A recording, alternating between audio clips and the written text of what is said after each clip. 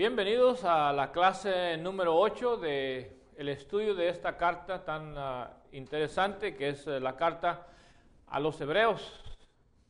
Hemos estado considerando en la parte final de la clase pasada los reposos. Y ustedes recuerdan, estuvimos mencionando los 4 reposos de Dios. Justo al terminar de hablar de los reposos, se introduce uno de los textos más interesantes, más usados de la Escritura, y es aquel que habla sobre el poder de la palabra de Dios. Dice el versículo 12, que la palabra de Dios es viva y eficaz y más cortante que toda espada de 2 filos, penetra hasta partir el alma, el espíritu, las coyunturas y los tuétanos, y discierne los pensamientos y las intenciones del corazón. En primer lugar, tenemos que entender que este pasaje está conectado con un contexto, y ese contexto tiene que ver con la palabra de Dios dicha al pueblo de Israel y también dicha a la iglesia, porque el problema de los israelitas fue no haber escuchado la palabra de Dios con fe. Por eso es que ellos perecieron, quedaron tendidos en el desierto. Dios juró que no iban a entrar en el reposo. Entonces, esa palabra se cumplió. Así como Dios lo juró, así se cumplió. Entonces, este es el contexto inmediato de este pasaje. Pero luego entramos en el análisis de cada palabra. Y es interesante que cada palabra es una característica de lo que es la palabra de nuestro Dios. Dice que la palabra de Dios primeramente es viva y luego es eficaz. Bueno, la palabra viva es una palabra creo bastante interesante, porque viva, si estuviéramos analizando esto como un idioma, encontramos nosotros idiomas muertos, idiomas que ya no se usan. Idiomas vivos son aquellos que todavía se usan. Bueno, la palabra es viva, porque tiene vida, tiene uso. Pero también es viva porque tiene el poder de dar vida, de producir vida. Y hay infinidad de ejemplos en la Escritura donde la palabra de Dios ha producido vida. Por ejemplo, en boca de Cristo, su palabra produjo vida en algunas ocasiones en las cuales resucitó personas que estaban muertas. Entonces, por su palabra, estas personas recibieron vida. En el Antiguo Testamento tenemos casos como el caso de Ezequiel en el Valle de los Huesos Secos. Ezequiel recibe la orden de nuestro Dios a través de una visión de predicar a ese montón de huesos secos. Dice que eran muchos y estaban todos tendidos por todas partes, en un campo muy amplio. Entonces a Ezequiel se le pide primeramente caminar entre los huesos, luego se le pide acercarse a los huesos, y luego se le pide predicarle a los huesos. ¿Y cuál es el resultado de su predicación? Bueno, el resultado es que aquellos huesos reciben vida, ¿verdad? Bueno, porque la palabra de Dios tiene esa característica de dar vida. Es una palabra viva. Y viva porque produce vida. La iglesia creo que es un organismo vivo que ha venido como resultado de la predicación de la palabra de nuestro Dios. O sea que algo que no existía fue creado por la palabra de Dios. La iglesia no existía, sin embargo, gracias a la predicación del Evangelio, que es una palabra viva, la iglesia ha venido a existir. Cada uno de nosotros que estábamos muertos en delitos y pecados, ahora estamos vivos. ¿Gracias a qué? Gracias a que hemos escuchado una palabra que tiene vida. Eso no hubiera sido posible si hubiéramos escuchado una palabra muerta. Pero como escuchamos una palabra que tiene vida y que tiene el poder de dar vida, a nosotros que estábamos muertos en delitos y pecados, nos dio vida. Bueno, entonces, por eso es que la palabra de Dios es viva. Y yo creo que una forma de experimentar eso es a través de predicársela a personas que están muertas en delitos y pecados. Para mí es impresionante ver cómo es que la palabra de Dios trabaja, cómo es que la palabra de Dios hace su función, en una forma, así como lo describe en Marcos capítulo 4, en una forma que a veces nosotros ni cuenta nos damos. Dice que el sembrador fue a sembrar, sembró la semilla y después de sembrarla se va a dormir. Y sin embargo, la palabra, aunque el sembrador está dormido, la palabra sigue trabajando. ¿Por qué? Porque está viva. Sigue trabajando y sigue produciendo efecto en la tierra donde está sembrada. Y finalmente produce una planta, sin que el que la sembró sepa cómo. No sabe cómo sucede, pero sucede gracias a que la palabra fue sembrada y porque la palabra estaba viva. Si nosotros sembramos una semilla muerta, simplemente no va a producir nada. Pero si sembramos una semilla viva, produce vida. Bueno, entonces la palabra es viva y produce vida, aunque nosotros no sepamos cómo. Eso no es lo más importante. No tenemos que entender todo el proceso para poder ser testigos del poder de la palabra. La palabra misma, por sí sola, es poderosa para producir vida. Yo me recuerdo el caso de este rey en el Antiguo Testamento, el rey Josías, que se encuentra el libro de la ley abandonado, sin que nadie le dijera lo que él tenía que hacer. Él inició una revolución ahí en el pueblo de Israel. Ahora, ¿de dónde se origina esa revolución? ¿Qué fue lo que tocó su corazón y lo movió a hacer cambios tremendos ahí en la nación? Bueno, este libro, abandonado. ¿Y por qué produjo esos cambios tan profundos en la vida de Josías y en el pueblo entero? Porque la palabra que él se encontró era una palabra viva. Entonces, la palabra, dice la Escritura, que es viva. Yo podría pasar aquí horas hablándoles del poder de la palabra como una palabra viva, porque es un tema que a mí me fascina, pero hay otras cosas en el texto que también son, creo, bastante interesantes. Es viva, pero dice que es eficaz.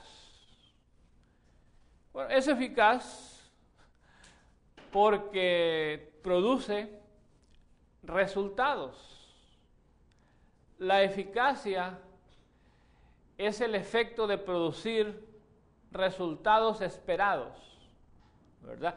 Yo soy eficaz en un trabajo cuando lo desarrollo de una manera óptima, cuando lo desarrollo de una manera excelente, cuando lo hago bien, soy eficaz. Cuando no lo hago bien, entonces no soy eficaz. Hay medicamentos eficaces, hay enseñanza eficaz, hay estilos eficaces y hay estilos ineficaces en diferentes aspectos de la vida. Por ejemplo, en el liderazgo hay estilos eficaces, estilos ineficaces. Hay métodos eficaces, métodos ineficaces. Bueno, porque unos producen resultados, producen cambios, los otros no producen nada. Tal vez se oigan muy bonitos, suenen muy atractivos, pero no producen nada. No son eficaces. Bueno, la palabra de Dios es viva y es eficaz. Porque cuando se predica, cuando se enseña, tiene el poder de crear cambio. Y son cambios profundos en el comportamiento de los seres humanos. Entonces, es eficaz. También dice la Escritura que es, aparte de ser eficaz, es más cortante que toda espada de dos filos. La palabra puede cortar. Lo ideal en cuanto al uso de la palabra es que corte lo que debe cortar. Pero de hecho la palabra puede cortar aún lo que no debe cortar. Depende del arte del artista. Depende del arte de aquel que la está usando. Pero la palabra es una espada cortante. Y si una espada está en las manos de un buen artista, de un artesano, puede ser que corte. Los cortes que haga los va a hacer de una manera apropiada, pero si está en manos de un inexperto, de una persona que tiene mal corazón, malas intenciones, la misma palabra puede cortar lo que no debe cortar. Pero la esencia de la palabra es que es cortante como toda espada de dos filos. Entonces, tenemos que tener cuidado de que la palabra no corte lo que no debe cortar. ¿Y qué es lo que debe cortar la palabra? Bueno, la palabra debe cortar todo aquello que nos estorba. Nos debe cortar todo lo que es malo. Debe separar de nosotros todo aquello que no es parte de nuestra naturaleza, todo aquello que hemos dejado entrar a nuestras vidas y que pareciera ya estar integrado con nuestra naturaleza, pero que en realidad no es así. Entonces la palabra de Dios es como un bisturí que hace esos cortes, nos remueve los tumores, nos remueve todo aquello que se nos ha ido adheriendo a nuestra naturaleza, pero que en realidad no son parte de nuestra naturaleza. Podemos hablar de diferentes tipos de pecados que a veces se incrustan en el individuo y luego es difícil deshacerse de ellos. La mentira, el engaño, la infidelidad, el adulterio, cualquier cosa que viene a parecer como si fuera parte de nuestra naturaleza y que es parte de nuestra personalidad, pero que en realidad no debería estar ahí. Entonces viene la palabra y corta aquello. Dice, hey, eso te está sobrando. Tú no debes mentir, la mentira no debe ser parte tuya. El engaño no debe ser parte tuya. Esos malos pensamientos no deben estar en tu vida. Esta conducta no debe estar en tu vida. Entonces la palabra se encarga de ¿qué? De hacer esos cortes, ir cortando. ¿Okay? Y a veces eso duele y causa incomodidad. Cuando alguien nos llama la atención, por supuesto con la palabra de Dios, inmediatamente tenemos una reacción de rechazo, de defensa, de no querer responder en la manera que debemos responder. ¿Por qué? Porque es incómodo cuando la palabra de Dios nos está cortando, pero es necesario. Es necesario que la palabra de Dios haga esos cortes, pero puede ser que también toque fibras muy profundas en nosotros y toque aspectos más profundos. Es posible que el hombre lleve en su corazón, en su alma, sentimientos de culpa. La palabra puede venir y liberarnos. Tiene que hacer ese corte para erradicar de nosotros la culpa. Puede ser que tengamos miedos. La palabra de Dios viene y nos dice que en el amor no hay temor. La palabra ya hace ese corte y erradica de nosotros el temor. Entonces es cortante, más cortante que toda espada de dos filos. Pero también creo que debemos tener cuidado en no usarla en formas inapropiadas. La misma Escritura nos exhorta a ser obreros que usamos bien la palabra de verdad. En otras palabras, si se nos está exhortando a usar bien la palabra de verdad o a trazar bien, como dicen otras versiones, la palabra de verdad, es porque existe el riesgo de no usarla bien, de trazarla mal. Y en el sentido de cortar, puede ser que la usemos mal. Un ejemplo que viene a mi mente de el mal uso de la palabra, cuando por ejemplo en un matrimonio hay conflictos, entonces el hombre usa la palabra para exigir a la mujer que ella esté sujeta. Bueno, es claro el mensaje en cuanto a la sujeción de la mujer, pero debe ser una acción voluntaria de la mujer, no una exigencia del hombre. Pero el hombre con la Biblia en la mano le puede decir a la mujer que tú tienes que estar sujeta a mí, aunque el hombre se le olvide ser un buen hombre, aunque a él se le olvide ser un hombre que está siguiendo a Cristo, que sea un buen cristiano, aunque él no sea un mal cristiano, él puede exigirle a la mujer que se sujete y puede hasta exhortarle y decirle, es que no eres una buena cristiana porque no te sujetas, y la Biblia dice que te debe de sujetar. Bueno, ¿qué es lo que está haciendo? Está golpeando a su mujer con la palabra, está cortándola. En lugar de él trabajar con su propia vida y acercarse a ella de una manera más amable, de una manera más amorosa, y ganarse el respeto y la sujeción de la mujer a través del ejemplo, a través de servir a Cristo, no, lo está queriendo conseguir a través de golpear a la mujer con textos bíblicos. Para mí eso es una forma, creo que injusta, inapropiada, de usar la palabra de Dios. Otro ejemplo que puedo citar es cuando el hombre le exige a la mujer que tenga intimidad con él, a su esposa, ¿verdad? Y si bien es cierto que la Escritura nos enseña en cuanto a no negarnos el uno al otro, es posible que la mujer tenga un problema médico, es posible que la mujer tenga un problema físico, y el hombre, en lugar de tener consideración, en lugar de escucharle, en lugar de oír sus quejas, simplemente agarra la palabra de Dios y empieza a golpearla, a cortarla, porque ella no está cumpliendo con su papel de esposa.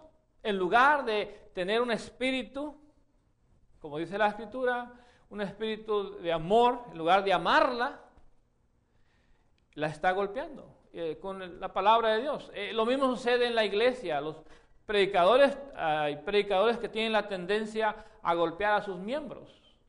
En lugar de motivarles a través del ejemplo, en lugar de motivarles a través de ir adelante en su trabajo, agarran la palabra de Dios y empiezan a cortar a todo el mundo. Y tienen la iglesia toda herida, con acusaciones, la tienen toda lastimada, creando sentimientos de culpa en los miembros, pero mal usando la palabra de Dios. Si bien es cierto que el Espíritu Santo redarguye, pero es el Espíritu Santo que redarguye a través de la palabra de Dios, no nosotros. Nosotros tenemos que predicar lo que dice Dios, dejar que la palabra haga su trabajo y no usarla o mal usarla para nosotros intencionalmente crear sentimientos de culpabilidad por cosas que a nosotros nos parecen que deberían estar sucediendo dentro de la iglesia y no lo que dice la Escritura. Entonces la palabra de Dios es viva, eficaz, más cortante que toda espada de dos filos y penetra hasta partir el alma y el espíritu. Y aquí es una frase muy interesante, porque cuando yo leía esta frase, me hacía la pregunta, ¿qué significa partir el alma y el espíritu? ¿Cómo es que la palabra puede partir el alma? ¿O cómo es que puede partir el espíritu? Bueno, hice un poco de investigación y encontré otra posibilidad. Y es que el texto debería leerse de la siguiente manera: que la palabra de Dios es viva, eficaz y más cortante que toda espada de dos filos, y penetra hasta donde está la partitura entre el alma y el espíritu, hasta donde está la división entre el alma y el espíritu. No que penetre a partir, sino que penetra hasta donde está esa separación entre el alma y el espíritu. ¿Y dónde está eso? Bueno, en alguna parte profunda de nuestro ser hay esa separación. Hasta allá penetra la palabra de nuestro Dios. Luego dice que discierne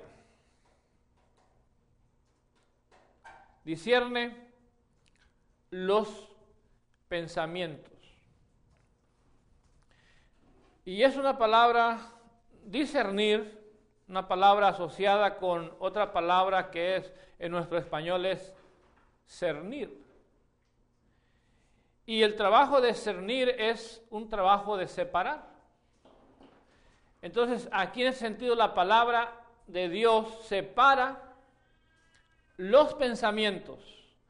Ahora, ¿cuáles pensamientos separa? Separa los pensamientos buenos de los pensamientos malos. Separa los pensamientos positivos de los negativos. La palabra de Dios separa los pensamientos. ¿Para qué? Bueno, separa los pensamientos para poder entender la naturaleza de cada uno de ellos y poder usar o dejarnos guiar o influenciar por los pensamientos que nos debemos de influenciar o enseñarnos a pensar. La Escritura en Filipenses capítulo 4 versículo 8 es claro cuando dice, ¿verdad?, que nosotros debemos aprender a pensar todo lo justo, todo lo puro, todo lo amable, todo lo que es de buen nombre, si hay virtud alguna, si algo digno de alabanza, en esto pensar. En esto pensar, en aquellas cosas que son buenas, justas, agradables, de buen nombre, con alguna virtud, en esto pensar. Entonces, si la Escritura nos exhorta a enfocar nuestros pensamientos en estas cosas, ¿quién nos va a ayudar a hacer la separación entre unos pensamientos y otros? Bueno, definitivamente la palabra de Dios, porque es la última autoridad en cuanto a nuestros pensamientos. Nosotros tenemos que hacer caso a la autoridad máxima en cuanto a lo que son nuestros pensamientos, y esto es la palabra de nuestro Dios. Entonces tenemos que aprender a discernir los pensamientos. Y es interesante de que empecemos a pensar aquí en forma personal, porque discierne los pensamientos de ¿quién? Míos. Y en el caso tuyo, discierne los pensamientos tuyos, de nadie más que tuyos. ¿Por qué? Bueno, porque yo no puedo a través de la palabra discernir los pensamientos de nadie, porque no los veo, ni los conozco. Tal vez yo puedo discernir las palabras, yo puedo discernir las acciones, mas no puedo discernir los pensamientos de nadie más que los míos. Entonces, esta es una invitación a meditar sobre nuestros propios pensamientos. Y es que Cristo se ha encargado de ayudarnos a pensar en nosotros mismos. Es muy fácil querer juzgar a los demás, es muy fácil pensar en cómo hacen las cosas los demás. Y a veces son muy fáciles de juzgar. Y podemos hasta pensar que podemos adivinar los pensamientos y podemos juzgar lo que está en sus pensamientos, cuando esto no es posible. Por eso Cristo dijo, ¿por qué miras la paja en el ojo de tu hermano? ¿Por qué no miras la viga que está en tu propio ojo? Saca primero la viga que está en tu propio ojo y entonces podrás mirar mejor para sacar la paja que está en el ojo de tu hermano. Entonces, por eso es importante que nosotros empecemos a aplicar ese principio a nosotros y empezar a discernir nuestros propios pensamientos, no darles rienda suelta. De repente yo empiezo a pensar mal de un hermano y no me pongo a analizar si mis pensamientos son válidos o no. Simplemente dejo que mi mente se llena de basura. Y ahí está mi mente, piense cosas malas de aquella persona. Y no me pongo a pensar si es justo lo que estoy pensando, si es racional lo que estoy pensando, si es correcto lo que estoy pensando. No, simplemente le doy rienda suelta a mis pensamientos. ¿Y qué pasa? Que esos pensamientos terminan envenenándome el alma, envenenándome todo mi sistema emocional. ¿Por qué? Porque simplemente le di lugar a la basura en mi mente. Entonces, por eso es importante que yo aprenda a discernir mis pensamientos. Porque los pensamientos pueden convertirse en acciones. Y las acciones se convierten en hábitos. Y los hábitos se convierten en una personalidad. Y es posible que mi personalidad esté toda hecha a perder. ¿Por qué? Porque no he aprendido a modificar, ¿qué cosa? Mis pensamientos. Y para poderlo modificar, yo primeramente tengo que aprender a discernirlos. ¿Sí me explico? Yo tengo que aprender a discernirlos, a evaluarlos, a separarlos. Este es bueno, este no es bueno. Este pensamiento no me conviene tenerlo. Y aunque no creamos, nosotros tenemos autoridad y dominio sobre nuestros pensamientos, porque al final yo decido qué pienso. A veces somos irresponsables y no queremos tomar ese compromiso y dejamos que nuestra mente se llene de pensamientos de todo tipo, pura basura. Y decimos, bueno, es que no puedo yo controlar lo que pienso. No, sí se puede. Es un ejercicio, es una disciplina, cuesta trabajo. Y el trabajo es empezar a hacerlo a través de la palabra de Dios. Entonces yo cuando lea la Biblia, yo tengo que empezar, la lectura, el estudio de la palabra de Dios me tiene que ayudar a mí a modificar mis pensamientos. Porque si yo los logro modificar, esos pensamientos se van a convertir en buenas acciones. Y voy a empezar a hacer mejor las cosas. Y voy a empezar a ver mejores resultados. Voy a empezar a tener mejores relaciones con otras personas. Me voy a llevar mejor con otros. Voy a ver más fruto de mi trabajo. Voy a ver mejores resultados. ¿Por qué? Porque empecé a cambiar mis pensamientos. Voy a discernir mis pensamientos. Y después de un tiempo, la gente ya no me conoce. Oye, ¿pero qué te pasó? ¿Qué ha pasado en ti que ahora eres una persona diferente? Bueno, gracias a que aprendí a modificar mis pensamientos, a tener control de ellos. Y entonces ahora eso me ha ayudado a crear mejores acciones. Esas acciones repetidas se han convertido en hábitos y esos hábitos ahora forman lo que yo soy, una nueva persona. Pero todo se inició ¿en dónde? En mis pensamientos, cambiar mis pensamientos. Bueno, vamos a pasar a lo siguiente porque creo que si esto es importante, lo siguiente a mí me parece mucho más importante.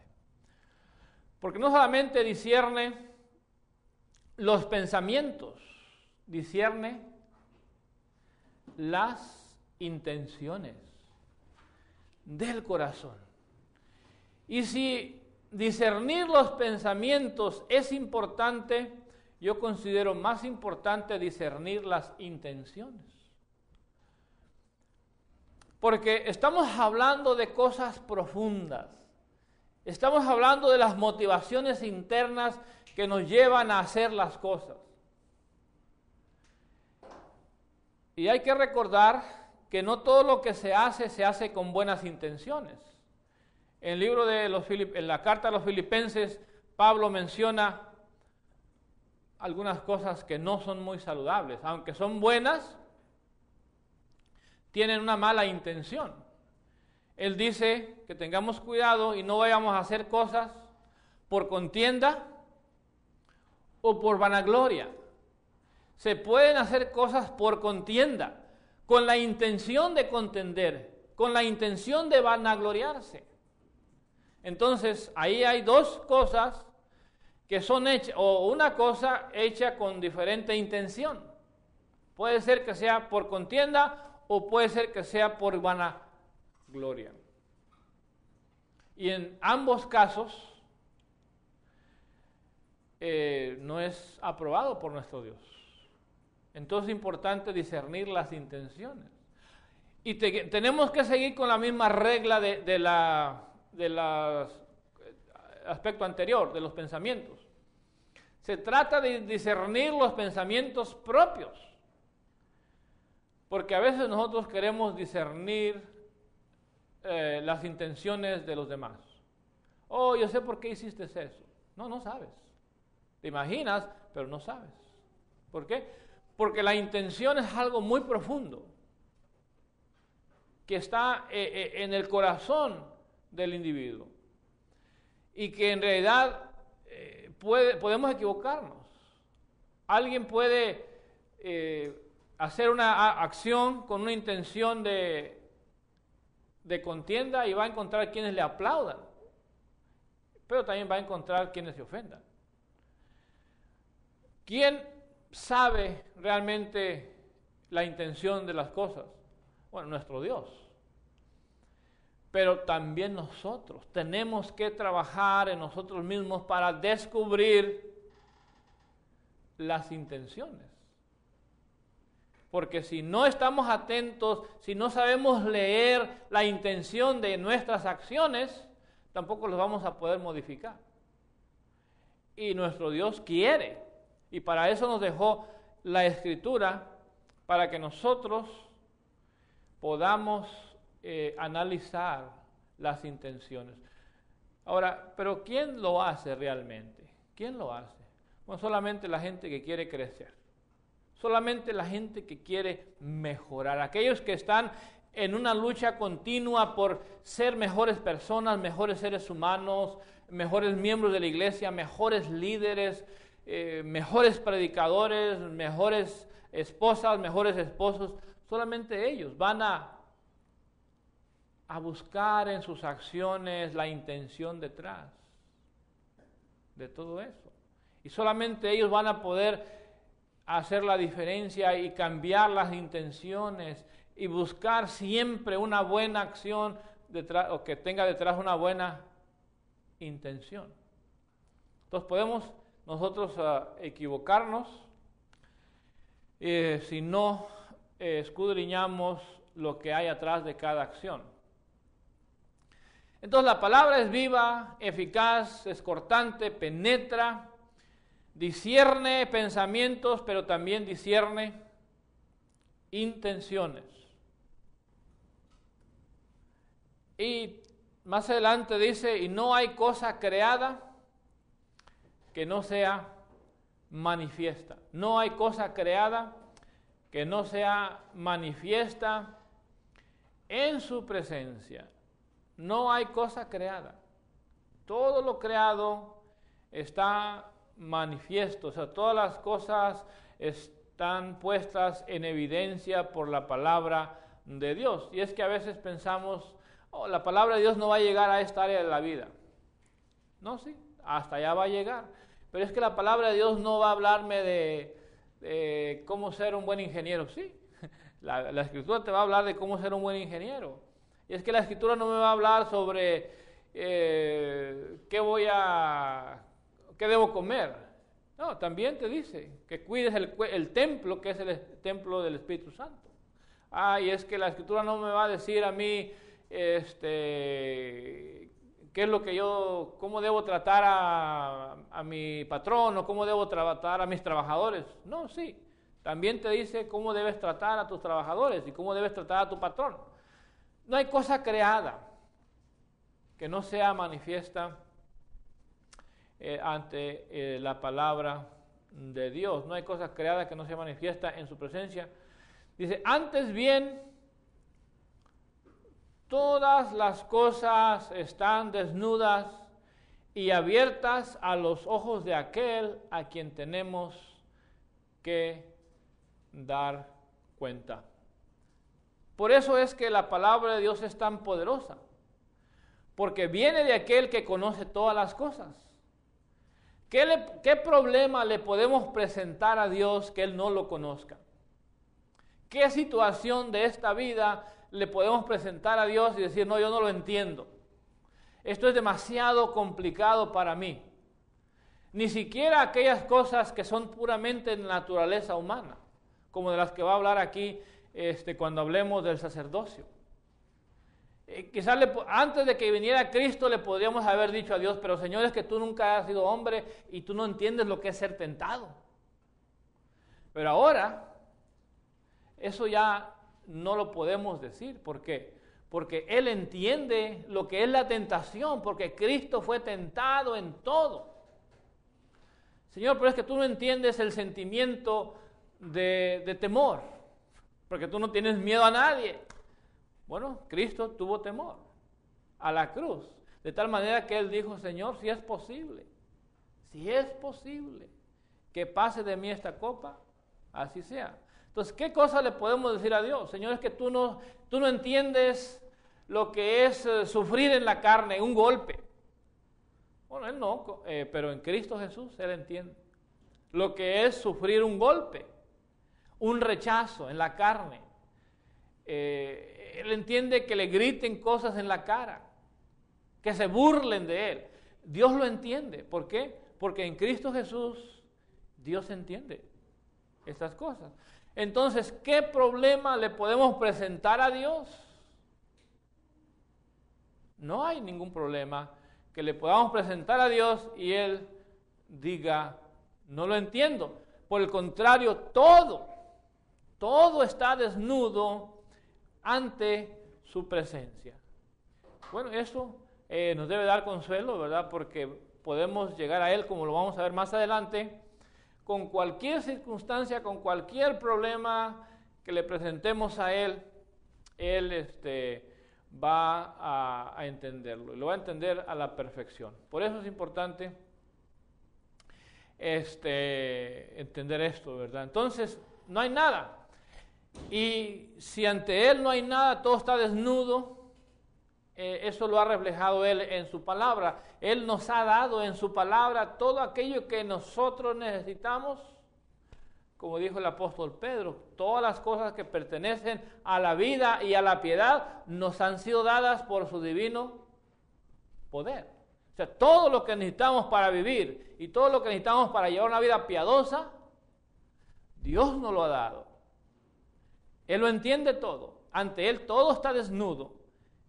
La palabra de Dios nos ha dado su palabra para que vivamos bien como seres humanos y para que vivamos bien como seres espirituales y personas que creemos en Dios. Bien, entonces hasta aquí terminamos nosotros esto de la palabra de Dios, simplemente a manera de repaso. Es viva, es eficaz, más cortante que toda espada de dos filos, penetra hasta partir el alma, el espíritu, coyunturas, tuétanos, discierne los pensamientos, discierne las intenciones, no hay cosa creada que no sea manifiesta, todo está desnudo ante su presencia, ante la presencia de Dios y ante la presencia de su palabra. Entonces todo está desnudo ante la palabra de Dios. Pero bueno, vamos ahora a considerar un aspecto nuevo. Y es el aspecto del sacerdocio de Cristo. Pero aquí voy a hacer algo que creo que es necesario hacer, porque de los versículos 4:14 de Hebreos en adelante, hasta el 5:10, habla del sacerdocio de Cristo. Pero los versículos del capítulo 5, versículos del 1 al 4, ahí se habla del sacerdocio de Israel. Entonces lo que yo hice fue que separé lo que es el sacerdocio de Israel y luego el sacerdocio de Cristo. Entonces, por eso es que no vamos a seguir el orden que está aquí en la carta. Vamos a brincarnos los versículos del 14 al 16. Nos vamos a brincar estos versículos para después estudiarlos cuando estudiemos las características del sacerdocio de Cristo. Entonces, tenemos muy pocos minutos y mientras se llega al fin, lo que vamos a hacer es hablar brevemente a manera de introducción al sacerdocio de Cristo, porque aquí lo que vamos a considerar es el sacerdocio de Cristo. El tema central, el tema más importante es el sacerdocio de Cristo. Pero para entrar ahí, lo vamos a hacer introduciéndonos en el concepto de los sacerdotes de Israel. Y en el capítulo 5, versículo 1, empieza a dar ciertas características, pero son características que después son aplicadas al sacerdocio de Cristo. No simplemente que nos quiere hablar del sacerdocio de Israel, de los sacerdotes de Israel. No es simplemente, no es una clase sobre el sacerdocio de Israel. Es un tema que él está desarrollando donde usa el sacerdocio de Israel o los sacerdotes de Israel, los usa para exaltar la grandeza del sacerdocio de Cristo. ¿Sí me explico? Entonces, por eso que vamos a ver algunas características, primeramente del sacerdocio o de los sacerdotes de Israel, y lo vamos a ir aplicando a la persona de Cristo, por supuesto. 5.1 dice, porque todo sumo sacerdote tomado de entre los hombres es constituido a favor de los hombres en lo que a Dios se refiere, para que presente ofrendas y sacrificios por los pecados. Aquí ya vemos varias características. Primero, es que es tomado de entre los hombres. O sea que los sacerdotes de Israel no eran seres extraterrestres, no eran ángeles, eran hombres tomados de entre los hombres. Bueno, la pregunta es si Cristo llena esa característica. Pues sí, porque Cristo, dice la Escritura, que fue hecho hombre, y aquel verbo fue hecho carne y habitó entre nosotros. Entonces Cristo llena esa característica, porque los sacerdotes de Israel eran tomados de entre los hombres y eran, en segundo lugar, constituidos a favor de los hombres, tomados entre los hombres, pero para favorecer a los hombres, para servir a los hombres, para ayudar a los hombres. Y la pregunta es si Cristo llena esa característica. ¿Cristo como sacerdote ayuda a los hombres? Bueno, hombres en el sentido general, ¿verdad? Ántropos, no solamente aner, ¿verdad? Sino ántropos, constituidos a favor de los hombres. Claro, Cristo es un sacerdote a favor de la raza humana. ¿Qué otra característica tiene Cristo? Para ofrecer sacrificios por los pecados. Los sacerdotes ofrecían sacrificios por los pecados. Cristo ofrece, pero Él se ofreció a sí mismo, haciendo el papel de cordero y haciendo el papel de sacerdote. Pero también el trabajo de los sacerdotes era para mostrarse paciente ¿con quiénes? Con los ignorantes y extraviados. Cristo se mostró paciente con los ignorantes y extraviados. Él no se mostró paciente con los necios y con los tercos y con aquellos que desafiaron abiertamente su ministerio. Él se mostró paciente con los ignorantes y extraviados. Entonces ese era el trabajo de los sacerdotes, puesto que él también está rodeado de debilidades. Bueno, Cristo estaba rodeado de debilidades. porque era un ser humano igual. No había ninguna diferencia entre unos y otros. Lo único es que la voluntad de Cristo fue férrea para resistir las tentaciones como causa de sus debilidades. Lo podían haber atacado. Por ejemplo, él tenía hambre, una necesidad profunda, y sin embargo, aunque tenía hambre, él no se humilló ante Satanás. Bueno, vamos a terminar aquí porque el tiempo se ha vencido y nos vemos en la próxima clase. Dios les bendiga.